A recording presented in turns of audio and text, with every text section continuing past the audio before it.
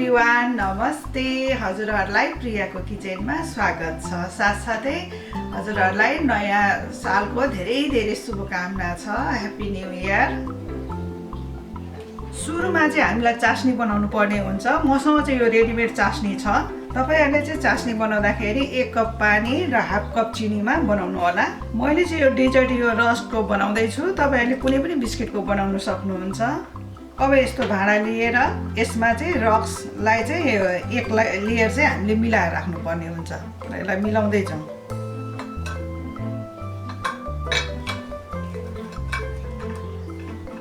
यसलाई चाहिँ हामीले एक लेयर मिलाइसकेपछि चाहिँ अब हामीले दुध उमाल्नु पर्ने हुन्छ। मैले यसको लागि चाहिँ 2 कप दुध लिएको छु। यो सबै दुध नराखौँ, हाफ कप दुध चाहिँ बाँकी राखौँ। हिटलाई अन गरौँ। मैले यसमा चाहिँ 2 ठुलो चम्चा कर्न स्टार्च लिएको छु। अब यसमा बाँकी रहेको दुध राख्नु पर्ने हुन्छ र यसलाई राम्रोसँग मिक्स गरौँ, कर्न स्टार्च र दुधलाई। अब दुधमा 3 टेबल स्पुन चिनी राखिदिउँ। राम्रोसँग मिलाउँ चिनीलाई। सानो चम्चाले आधा चम्चा जति सुकमेलको पाउडर पनि राखिदिउँ। अब हाफ कप क्रिम लिएको छु मैले, यसमा यो पनि राखिदिउँ। यो कर्न स्टार्चको स्लरी बनाएको हामीले यो यसमा राख्दै जाउँ। यसलाई चलाउँदै जानुपर्छ, राख्दै चलाउँदै जानुपर्छ।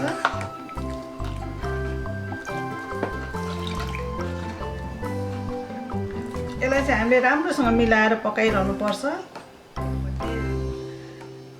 यो चाहिँ हाम्रो कसरी तयार हुन्छ भन्ने चाहिँ चेक गर्नुपर्छ हामीले। यो डाडुबाट चाहिँ यो झर्नु हुँदैन। यो हाम्रो तयार भइसकेको छ।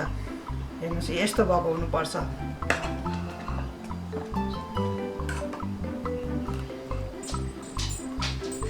यो पनि हाम्रो तयार भइसक्यो। अब चास्नीलाई तताउनु पर्छ। चास्नी चाहिँ हामीले यो बिस्किटमा राख्दाखेरि चाहिँ तातो हुनुपर्छ। अब चास्नी तताएर ल्याएपछि चाहिँ हामीले यो रसको माथि राख्नुपर्छ।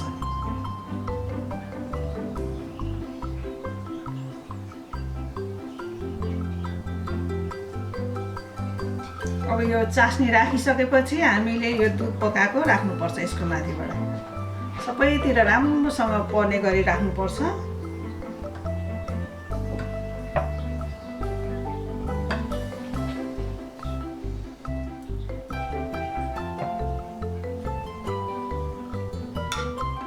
राखिसकेपछि यसलाई हामीले यसो ट्याप गरिदियो भने चाहिँ अनि मिल्छ राम्रोसँग।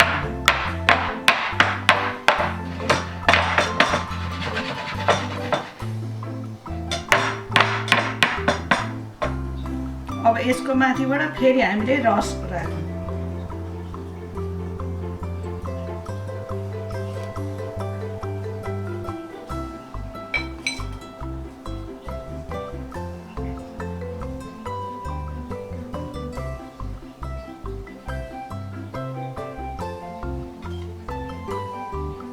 अब हामीले यो फेरि अर्को लेयर रस राखिसक्यौँ। अब यसको माथिबाट फेरि हामीले चास्नी राख्नुपर्छ।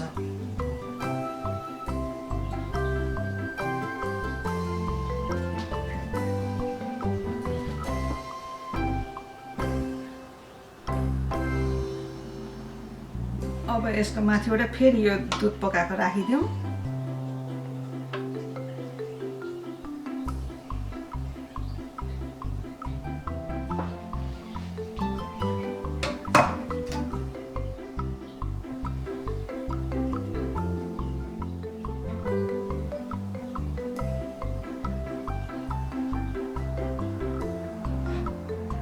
अब यसमा नट्सहरू राख्नुपर्छ। अब आफूलाई के मनपर्छ ड्राई फ्रुट्सहरू तिनीहरू राख्नु होला। मैले अलमन्ड लिएको छु। यो अलमन्डलाई माथिबाट सजाइदिउँ।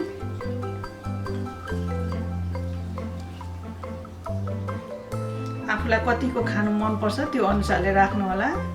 नराख्दा पनि त्यतिकै पनि यो मिठो हुन्छ। अब यस्तै गरेर मैले यो पिस्ता लिएको छु। पिस्ता पनि राखिदिउँ माथिबाट।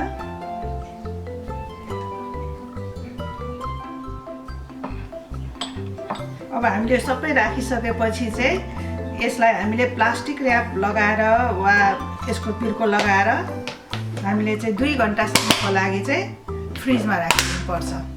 अब यसलाई फ्रिजमा राखिदिउँ। 2 घण्टा भइसक्यो र मैले फ्रिजबाट अब निकालेर ल्याएको छु। हेर्नुहोस् कस्तो राम्रो भएको छ हाम्रो डेजर्ट।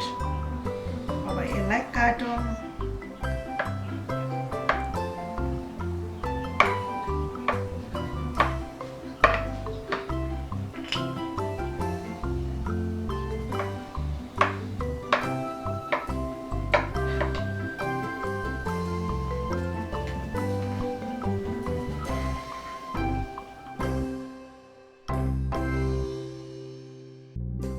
न्यू इयरको लागि हाम्रो डेजर्ट तयार भयो। कस्तो राम्रो भएको छ। तपाईहरुले पनि यस्तै गरेर बनाउनुहोस्, इन्जोय गर्नुहोस्।